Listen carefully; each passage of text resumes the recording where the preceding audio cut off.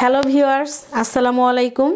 আমি আপনাদেরকে আজকে দেখাবো কিভাবে খুব সহজে কম উপকরণ দিয়ে গ্যাসের চুলায় পুডিং করা যায়। তো চলুন দেখে নেই পুডিং করতে আমাদের কি কি লাগছে। পুডিং করতে আমাদের লাগছে 4টা ডিম, 1 কাপ পরিমাণ ঘন দুধ যেটা একদম ঠান্ডা হতে হবে, হাফ কাপ গুঁড়া দুধ, হাফ কাপ চিনি, ভ্যানিলা এসেন্স। যদি কেউ চান মিষ্টি বেশি করবেন তাহলে চিনির পরিমাণটা বাড়িয়ে নেবেন। তো চলুন প্রথমে দেখে নেই কিভাবে আমরা পুডিংটা করব। প্রথমে ডিমগুলোকে ভেঙে নেব।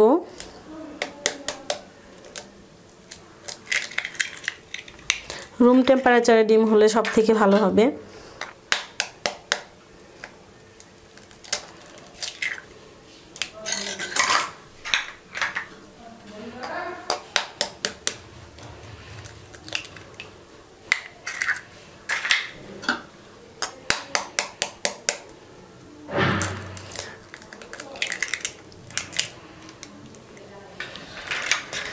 এবার ডিমগুলোকে ভালোভাবে বিট করে নিব, কিন্তু ইলেকট্রিক বিটার ইউজ করা যাবে না, হ্যান্ড বিটার দিয়ে ভালোভাবে বিট করে নিতে হবে।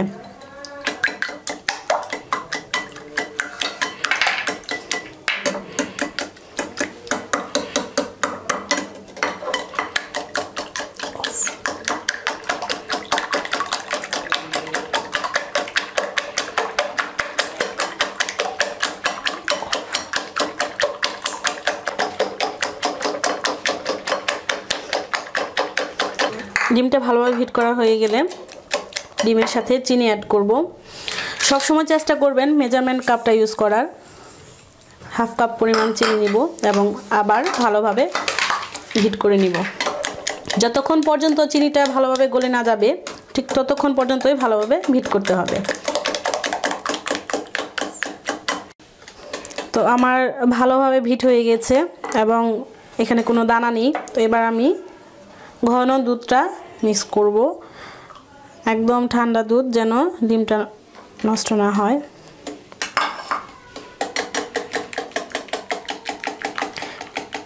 সাথে গুঁড়া দুধ হাফ কাপ পরিমাণ।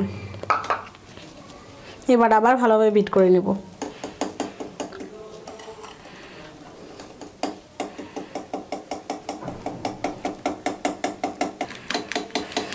এটা ভালোভাবে বিট করতে হবে যেন ভিতরে কোনো বাতাস না থাকে। বাতাস থাকলে পুডিংটা ভিতরে ফাঁকা হবে।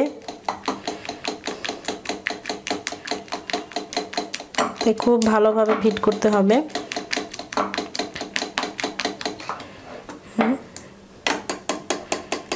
অনেকটা হয়ে এসেছে।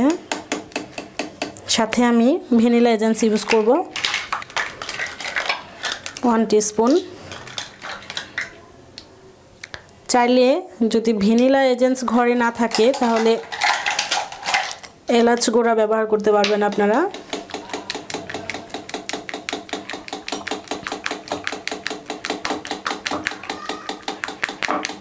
আমার এটা হিট করা হয়ে গিয়েছে। তো এবার চলুন ক্যারামেলটা কিভাবে করব সেটা দেখে নিই। এবার আমরা পুডিংটার জন্য ক্যারামেল করে নেব।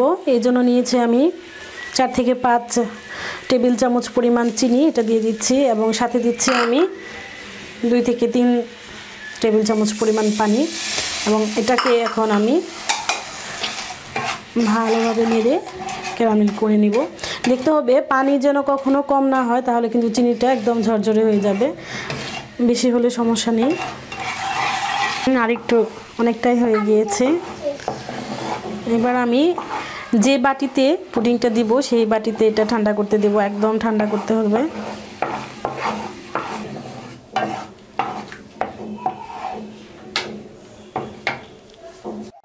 খুব ভালোভাবে নাড়তে হবে।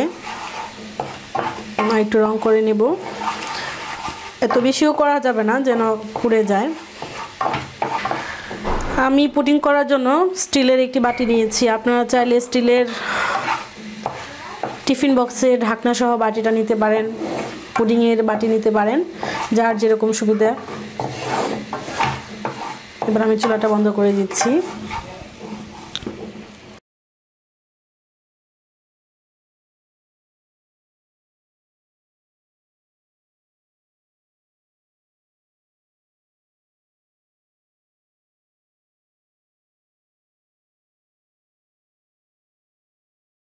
তো চুলায় এবার আমি একটা হাঁড়ি বসিয়ে দিব এবং এরকম একটি স্ট্যান্ড বসিয়ে দিব, যেটার উপরে আমি পুডিংয়ের বাটিটা দিতে পারবো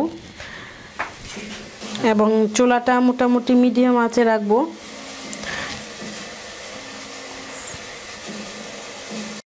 স্ট্যান্ডটা দিয়েই চুলায় কিছু পানি দিব পুডিংটার জন্য। স্ট্যান্ডটা একদম পানিতে ডুবেও যাবে না, স্ট্যান্ড থেকে কিছুটা দূরত্ব থাকবে পানিটা, এবং এটা আমি ঢাকনা দিয়ে ঢেকে দিব পানিটা গরম হওয়ার জন্য। আমার ক্যারামেল মিল্কটা অনেকটা ঠান্ডা হয়ে গিয়েছে। এবার আমি এতে পুডিংয়ের জন্য নিম দুধগুলো ঢেলে দিব।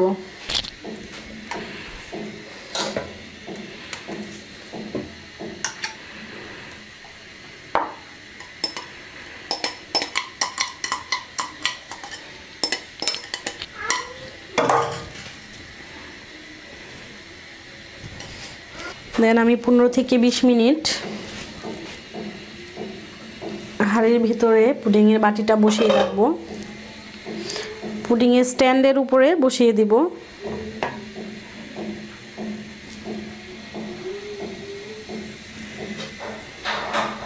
এবং ঢাকনা দিয়ে ঢেকে দিব।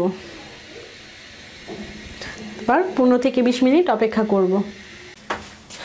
আমার পুডিংটি হয়ে গিয়েছে। পুডিংটি হয়েছে কিনা বোঝার জন্য আমি একটি টুথপিক পুডিংয়ে ঢুকিয়ে দিব এবং দেখেন একদম প্লেন। এবার আমি নামিয়ে নেব।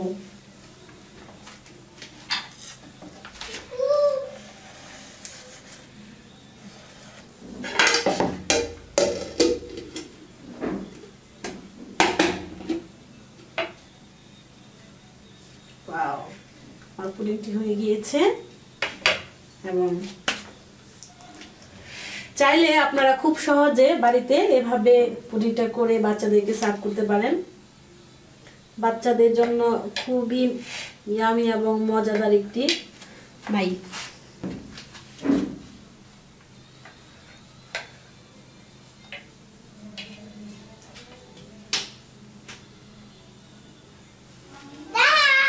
হয়ে গিয়েছে আমার পুডিং।